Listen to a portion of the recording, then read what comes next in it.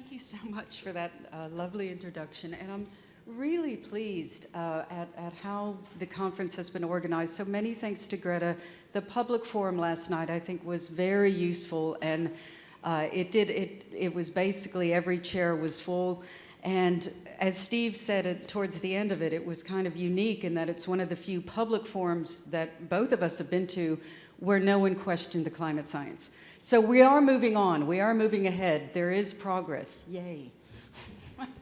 So what I'm going to do today is spend the first half of my talk talking about the big global trends and some complexities in interpreting those trends. And then I'm going to spend the second half talking about how can we think about resilience and vulnerability using as a case study a species that I've worked with for a very long time, some 30 years. But I'm not meaning for this to just apply to that one species. I think it's the concepts are things we need to be thinking about with whatever system we're looking at. So, big global overview. There have to date been 5 major global meta-analyses. And the first 4, as you can see in this column, were largely terrestrial. And I was very pleased a couple of years ago to be invited to be part of a marine working group that Elvira Polochanska and Anthony Richardson put together. And that was entirely looking at changes in marine systems. So while the first 4, had only a smattering of marine species, we've really filled in that hole now. So it's very nice that we now have good representation across all major groups for which we have long-term data sets, which of course is not everything.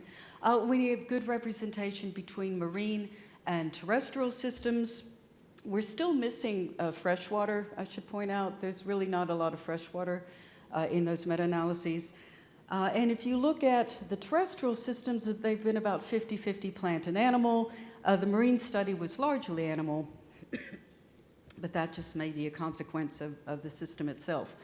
And if you look at, so the total number of species is something like 4,000. The reason I say something like is there is some overlap, and I didn't sort of laboriously go through and eliminate all the duplicate species. But it's not as much as you would think. It can be as low as 2% or as high as 40%, depending on which studies you're looking at. And if you look at this column, the proportion of species that are shown to be changing, ignore the 100%, that's by study design. They only looked at species that were showing change. But if you look at the other estimates of change, there we go, and these are fairly unbiased estimates where people are looking at sort of all the fish in the North Sea or all the birds in Britain. And we get estimates of anywhere from 40% to 76% of species in those multi-species studies showing some sort of significant change. And if you then look at those that are changing, what you see is that anywhere from 82 to 92% of the changes are consistent with local or regional climate change. But one thing I want to point out is all these meta-analyses did a very strong simplification by necessity. Really, we had to just figure out what's a simple metric we can look for, what are simple responses we can look for to come up with big summary numbers. We all know it's much more complex than this. But what we were looking at in general were changes in temperature and looking for poleward and upward range shifts in terrestrial system, downward range shifts in marine systems into cooler habitats, and looking for changes in timing of events, changes in phenology, particularly advancement of spring events, but also delay of fall events as you get a shortened winter. So these are simplifications. We know they're simplifications, but in spite of that, you get these very, very strong patterns that are consistent. So when you have warming, you tend to get poleward shifts, upward shifts. When you have cooling, you tend to get downward shifts. Very, very consistently across all these studies. So the fact that these numbers were so strong has been very helpful to the policy community, not just our impact studies, but other impacts communities, economic impacts communities, societal infrastructure impacts communities, have all had fairly strong numbers behind them, which has influenced the policymakers to come up with 2 degrees centigrade as being a target to limit dangerous climate change. And that's the agreement that the international community has come up with these annual COP meetings, Conference of the Party meetings. But the reason I'm spending so much time on this is I want to get back to what it has meant that we've done such simple analyses. Okay, so if you, just to give you an idea of what some of those trends look like, this is warming over the past 50 years, and what you see is that the, oops, sorry, kept doing that. The dark colors are a more intense warming. It appears that the oceans aren't warming very much. I suspect that's one reason the marine systems weren't paid a lot of attention to in earlier analyses. But in fact, and it looks also as though most of the warming is in the Arctic and very little is in the tropic. But in fact, when you do an analysis that Mike Burrows and Dave Schoeman led, which looks at velocity of climate change, we actually see that because oceans have a very shallow temperature gradient, the temperature isotherms are very far apart, which means just with a little bit of warming, if you're trying to maintain that temperature space, you actually have to move a very long distance in order to maintain that temperature space with a little bit of warming, much further than for the same amount of warming on land. So the velocity of climate change is actually much faster in oceans than on land, and also interestingly, it comes out to be quite fast in the oceanic tropics. So it gives you very different expectations of what you might find, and no big surprise, we found much greater range shifts in the marine systems than in terrestrial systems. 75 kilometers per decade on average versus 6 to 17 kilometers per decade on average. But these are averages. A lot of species aren't doing very much, so there are a lot of zeros in there. So when you look at the actual extreme range shifts, you get much, much faster range shifts. So Atlantic cod has moved more than 200 kilometers in a decade. This diatom moved more than 400 kilometers in a decade.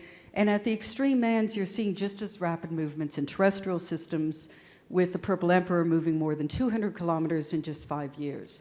And I'm not going to talk a lot more about this because we have several other members of the working group here, Elvira Bolochanska, Chris Brown, Mike Burrows, and Anthony Richardson, and I'm sure that they're going to be talking about some of the details of what's gone in to these global patterns. But I should say that even for these extreme range shifts, these are also averages.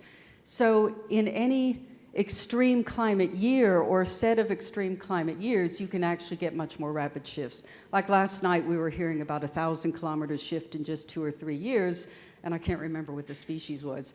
But that's certainly in concert with what we're seeing in other systems. It's just that these are averages over sort of a 40, 50-year period. So we're seeing very rapid range shifts with just, depending on the system, 0.6, 0.8, 1 degree centigrade warming. Global warming, which is much more than I think any biologist would have expected even some 10 years ago. Also seeing massive upward range shifts. This is the record as far as I know of these frogs were found in the 1930s. This is in the Andes. The survey went up and found these 3 species of frogs in this lake, and they went back. Not the same people, obviously. A different set of people went back 70 years later, and what they found is it has been happening throughout the tropical high mountain worlds, massive glacial retreat, and if you can see, there are these little stepping stones of lakes, and the amphibians had managed to actually go up as fast as they could. You can see they're now sort of up at the next edge of the glacier. In other words, where the mountains are high enough, species have been able to simply shift upward. But note that with these 3 amphibians also came the chytrid fungus. So it was present at 5,400 meters. This is a record, not only a record upward range shift, but a record in an absolute sense for these species, including for the fungus. But what's interesting is in these populations, they were quite healthy. The chytrid fungus was present, but it was not causing a problem.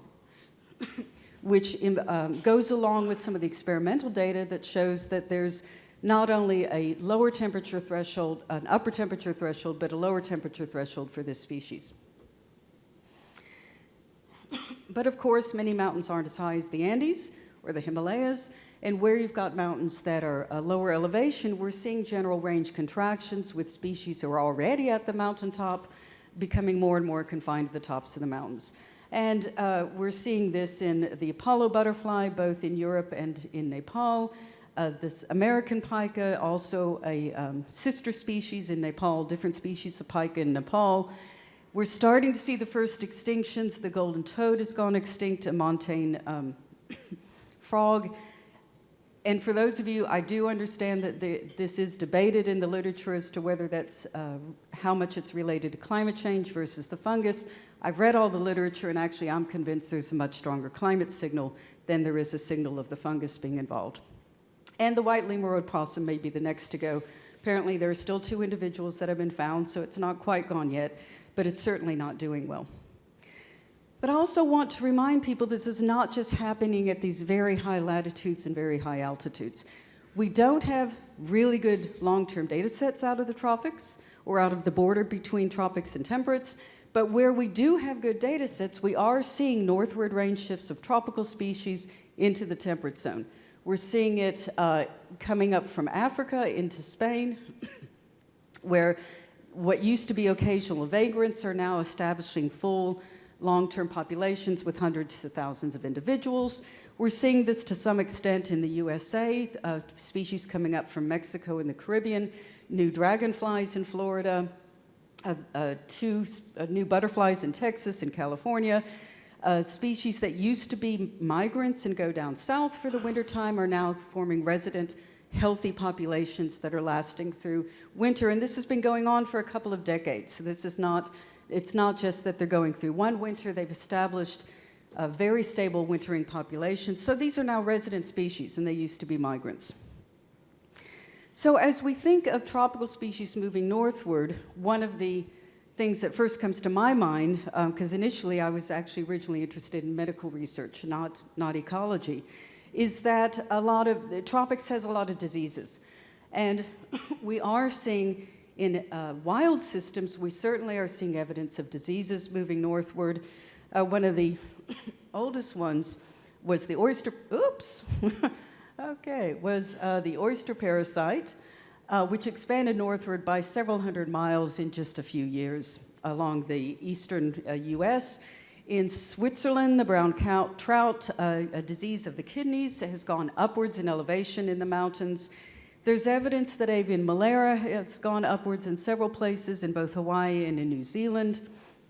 And as I said, the chytrid fungus has followed the amphibians uphill. They've not lost it. But I found at least one case where a marine whelk actually, as it expanded north of its historical range, it lost its parasites. So that happens as well. The diseases are not always going hand in hand with their host. And of course, what policymakers are most interested in is human diseases. And what's very ironic when I started getting into looking at this about 10 years ago is that the data for animal diseases is enormously better than the data for human diseases, because what the data consists of in humans is always hospital cases or cases where someone has gone to a doctor. They're not actually looking at prevalence of the diseases in the wild. So everything I'm about to tell you in the next couple of slides is numbers of confirmed cases by a doctor or a hospital or a clinic. And we are starting to see evidence that indeed what we used to think of as more tropical or subtropical diseases are starting to expand poleward. Vibrio is a particularly nasty group. Cholera is caused by Vibrio cholera. There are several very nasty species. It tends to be a tropical to subtropical organism, not 100%, but it likes warm waters. It gets very abundant in warm waters. It really likes sort of over 20, 22 degrees. And what's happened, a very nice study coming out of the Baltic has shown, of course, the usual increase in temperature, and it's been quite strong in the Baltics because it's a fairly shallow sea, so it can raise its temperature quite rapidly. And in the last 30 years, there have been these outbreaks of Vibrio cases, again, people going to hospital or the doctors, that are very closely related to these high SST events. So people are getting quite concerned that either the Vibrio actually weren't there before, or they at least weren't abundant enough to be causing problems with humans, because the outbreaks seem to be something fairly recent, although there isn't really good long-term data. And it's very serious, because one of these species, Vulnificus, a lot of the infections are through wounds, and even that way, more than 15% of the cases become fatal. And if you actually get it bioaccumulated in seafood, particularly oysters, you can actually, if you come down with food poisoning from eating a highly infected oyster, you have more than a 50% chance of death. So these are very serious, and it's shocking how little data we actually have on changes in these diseases. In my own lab, Stevana Strutz, who's just finishing up here, has documented that the expansion, very rapid expansion of a cutaneous leishmaniasis,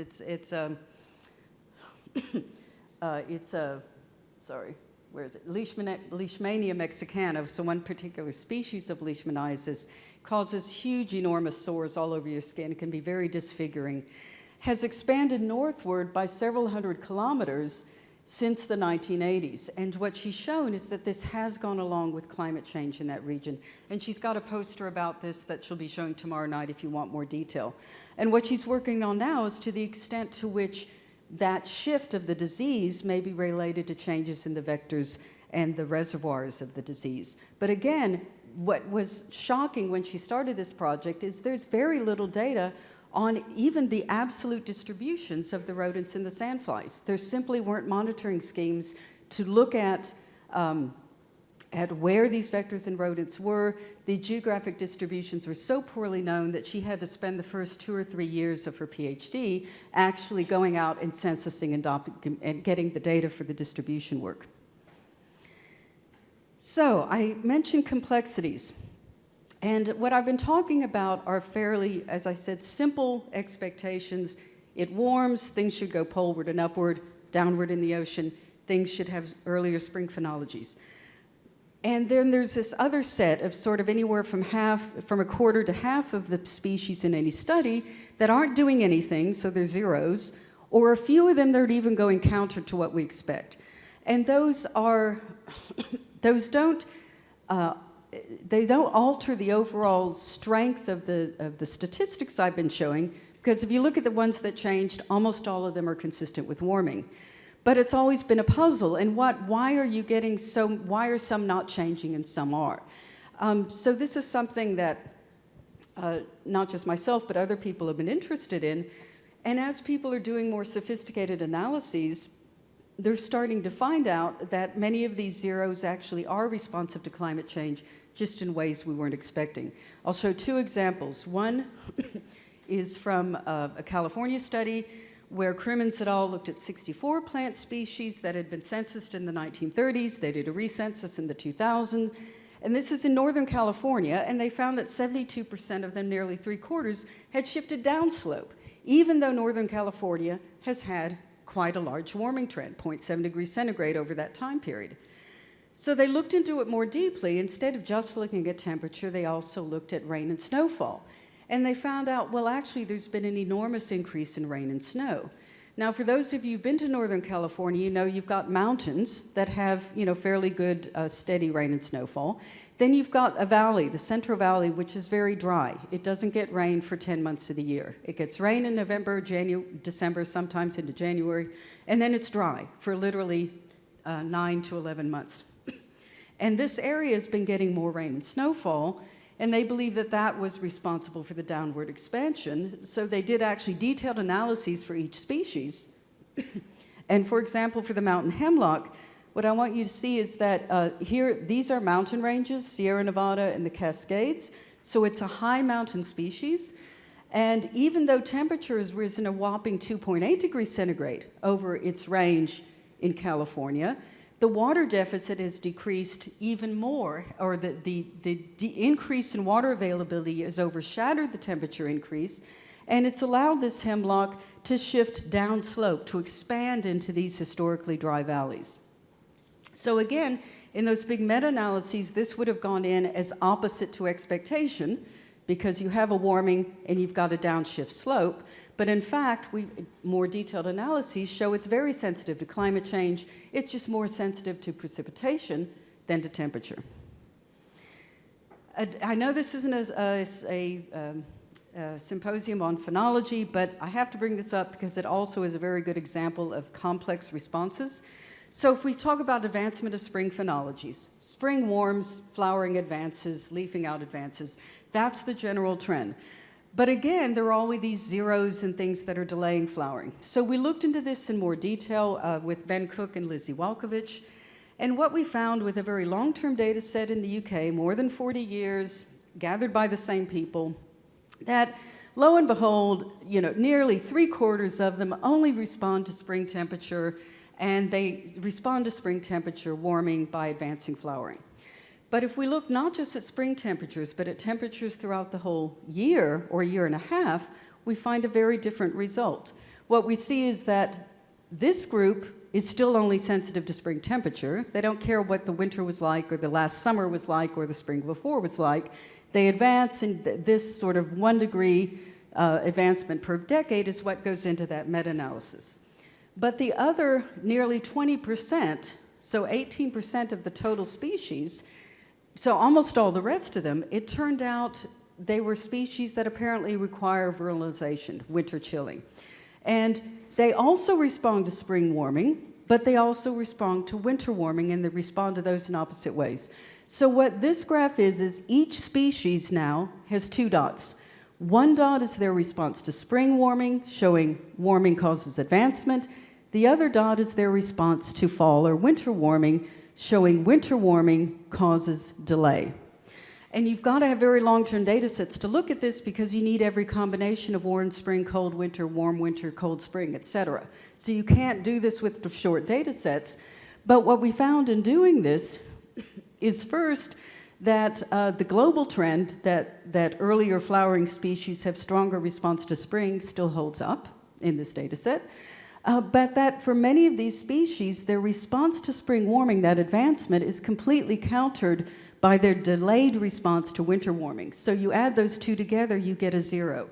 And so when you look at that distribution, you see this very strong mode around 0, no significant change, and even some delaying, where the response to winter warming is actually stronger than their response to spring warming. So all of this 18% actually had very strong responses to temperature changes throughout the year, just in more complex ways than what we expected. And the initial simple analysis would indicate that 72% of species are sensitive to climate change, when in fact, the more sophisticated analysis shows that 90% of species in this data set were sensitive to climate change.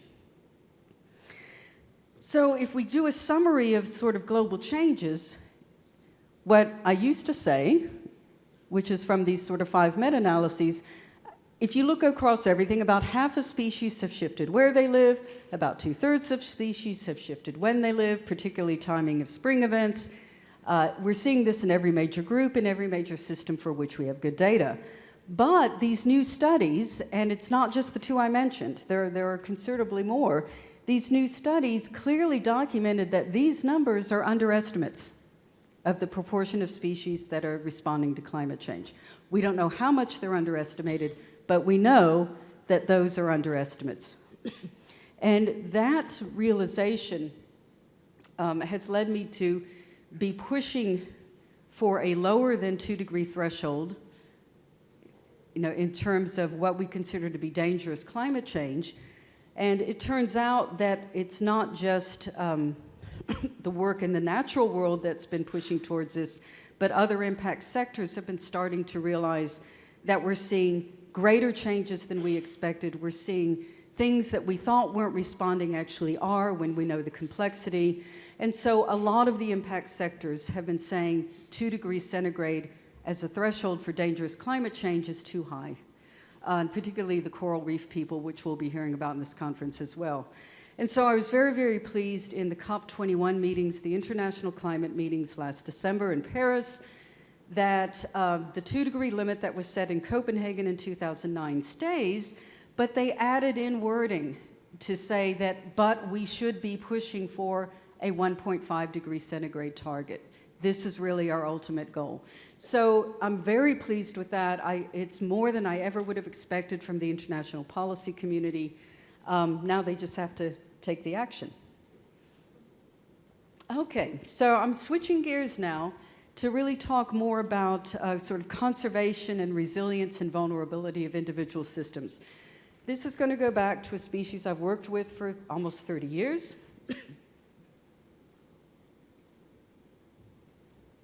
Euphideris editha, or Edith's checker spot. It's the same butterfly that Paul Ehrlich started working on in the 1950s.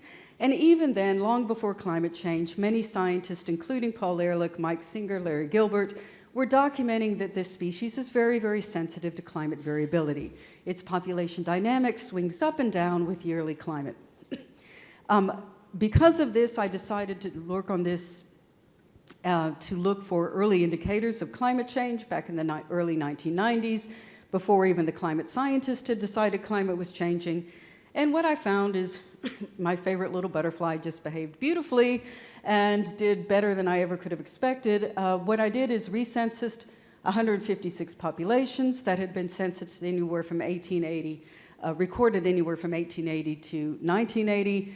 And what I found, and it's very sedentary, populations, extinctions are very local, it doesn't move, it doesn't migrate. And what I found is that the pattern of population extinctions, with very high extinctions of populations down in the southern edge in Mexico, very low extinctions up in Canada, and again a decline of extinctions with elevation, with moderate extinctions through most elevations, but very low extinctions at the highest elevations. And I have to remind people that these are all in good habitats. The habitats were gorgeous regardless of whether or not the population had gone extinct. And this pattern of extinction had shifted this butterfly northward and upward, which was just beautifully matched by the amount of temperature warming there had been. So the reason I'm bringing that up is that there's an interesting subspecies down here, Euphideris editha quino, which has actually been listed as an endangered subspecies on its own. So the quino checker spot, Euphideris editha quino, lives just in Southern California and down into Baja, Mexico.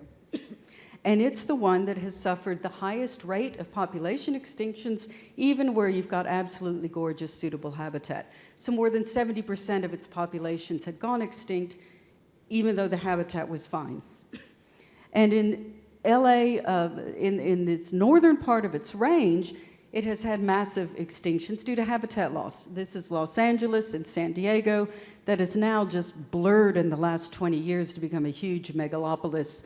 And it's just almost entirely concrete. So this, when I first was presenting this, I was presenting it as the classic conservation problem with climate change, is that it's not just climate change. This poor thing is being squeezed northward by climate change, but it's being squeezed southward by habitat destruction, and it's getting confined to a smaller and smaller area that has both suitable habitat and suitable climate. And quite frankly, there were 3 butterfly biologists on the recovery team. All of us thought it was going to go extinct. We said, forget it, put your money into something else.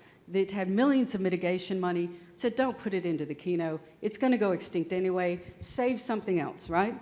They didn't listen to us. No, that's what the money's for. And I should say, I forgot to mention, that all of those population extinctions throughout the range of Euphideris editha up to Canada, more than 40 of them have been observed by scientists in real time, and every single one of those were driven by an extreme climate event. Different climate events in different cases, but always an extreme climate event. So in Southern California, the main driver is likely actually not necessarily extreme climate events, but a gradual warming and drying trend. Is not having a direct impact on the butterfly. What it's having an impact on is the synchrony between the butterfly and its host plant. This is 35 eggs. This is a mature, healthy host plant, but that's as big as it gets. So you can see that for these, the larvae that are come out of here, to survive to 10 days, which is how big they have to get in order to go through their summer diapause, they need a lot of these plants. They need very healthy, dense systems. And there's been a warming and drying trend, which has meant the warming speeds up the butterflies a little bit, but it speeds up the plants much, much more. And so the window of time at which the butterfly has edible plant has been shortened considerably. And we know from experimental work that as little as 2-degree warming can cause populations to go from 95% of the caterpillars starving, which is kind of normal. So these caterpillars are always going right up to the edge. You warm it a little bit, you dry it a little bit, one or the other, and you get 100% starvation. So the plants just dry up, there's nothing for the caterpillars to eat. So that's the mechanism down in the south, which is why we said there's no type of habitat restoration you can do to sort of help this synchrony. You just need more water. So we were recommending assisted colonization. We were saying, look, there are habitats, particularly along the coast, further north in California, where there's beautiful host plant, beautiful habitat. There's nothing there. Let's move them up there. Won't go into all the legal problems, but this was completely not accepted. While we're still sort of arguing that they should consider it, lo and behold, the butterfly saves itself. It was a big surprise to all of us. And the way it did it is by, it had reached the upper limit of its known host plant, Plantago erecta, and it went higher uphill by switching to another host plant, a Collinsia species that was not known to be a host for any Euphidaris editha anywhere. So it really was a novel host, but in a sense we should have expected it because even 15, 20 years ago, Mike Singer and I documented rapid evolution towards a novel host plant when Plantago lanceolata was brought in from Europe. So we knew it could evolve very rapidly, and in fact, this did not require evolution because we took host plants from the high elevation down to populations way down in the valley that were using Plantago and found that it was very readily accepted. So all that needed to happen was get to the butterfly in proximity with this plant, and it would be very readily used. So does that mean we don't have to worry anymore? I mean, this was touted in the media as, this is great, wildlife can adapt to climate change. Isn't it wonderful? We can just sit back. Fish and Wildlife did a beautiful thing. I'm really proud of them. They immediately started protecting those high elevation areas that were outside the historic range of quino checker spot, which is the first time that that's ever happened in response to climate change. So they're very proactive. Everyone's happy. But two problems. One, this won't apply to a lot of species because the only reason that could happen is that these high elevation sites outside of San Diego were national forest, Indian tribal land, fish and wildlife land for under fish and wildlife control. They were basically some sort of federal or tribal land in which Fish and Wildlife was able to go into an agreement to protect these habitats. They were not under development. No one wanted to develop them. So that's one reason it's a success story, which isn't going to work very many places. And the other thing is that my lab has been doing some species distribution modeling, and while I would never use the results of this to sort of say this is exactly what's going to happen, there's a lot of uncertainty, what we did is we tried to just get a general idea by looking at lots of different climate scenarios, lots of different biological models, and just saying, okay, where are these models in agreement? We had 700 plus outputs. We asked, where are they in agreement? And the colors you see here are where more than 50% of the models were in agreement. So anywhere from 50% to 100%. And what you see is these crosses are where quino has been found. So the model, pretty well predicts its current distribution. So that's the blue. But if you just go to 2050, which is not very far from now, what you see is absolutely no overlap. Suddenly, all the climate space is up near the San Francisco Bay Area. And interestingly, these areas here are where I was thinking of doing assisted colonization. There is host plant, there's beautiful habitat. There aren't any butterflies here, but you go up a little bit further north to San Francisco and you get another endangered subspecies, Euphidaris editha bayensis. So even if it were legal to do assisted colonization, which it's not, I can't get them to do it, but even if we could, you'd still have a conservation problem, an ethical problem.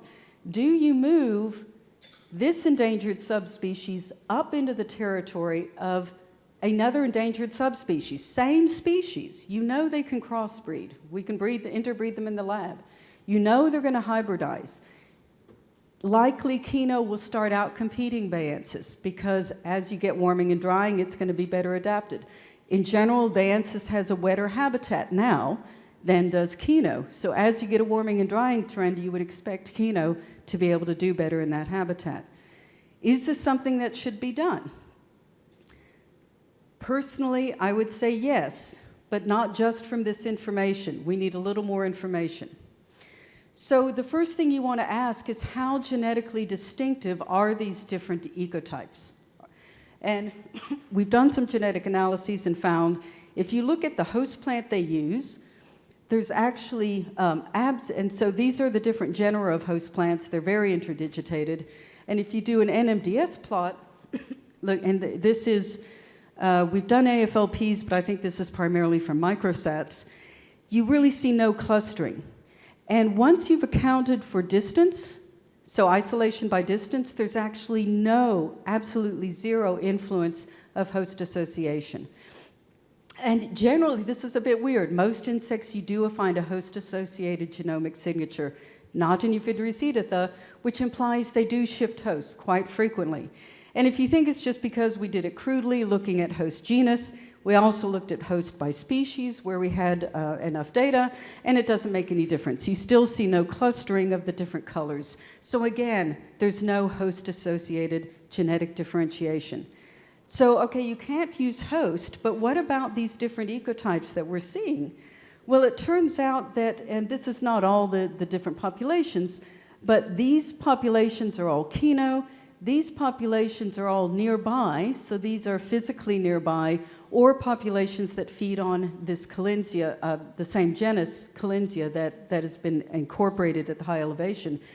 And what you find out is, lo and behold, quino is different from these other ecotypes in being very genetically distinct.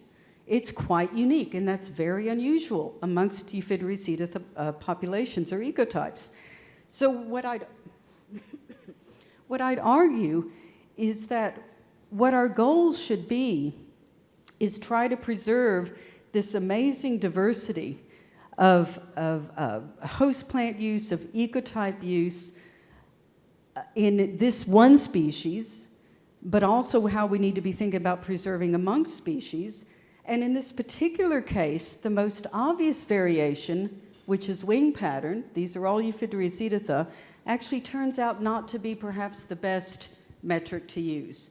And we can think of using host plant, but that turns out to not really necessarily be the best metric. Ecotype, which is, sort of combination of host plant and environment, maybe gets a little better. But for this particular species, it turns out that really the added value from getting some genetic information is enormous in helping us to determine what we're trying to preserve. And I would argue that moving quino up into the territory of Baiensis, the bay checker spot, is worth doing because even if they hybridize, you will retain some of this extra unique genetic diversity that isn't present in the rest of the species as a whole. And that this is worth doing rather than simply allowing quino to disappear off the mountaintop. It's already gone as high up the mountain as it can go. It's at the top. It will likely disappear, and the modeling indicates this could happen as early as 2035, 2050. So I know this is controversial, but I do want to put it out there that for your particular system, your species, I would really encourage you to think not just of preserving what has been, but preserving genetic diversity in the broadest sense, in some very broad way, and not worrying so much about subspecies divisions that we've tended to worry about before, or even species divisions in the case of some other species that might interbreed quite readily. So I know that's controversial, but that's what I'll end with, and thank you very much for listening.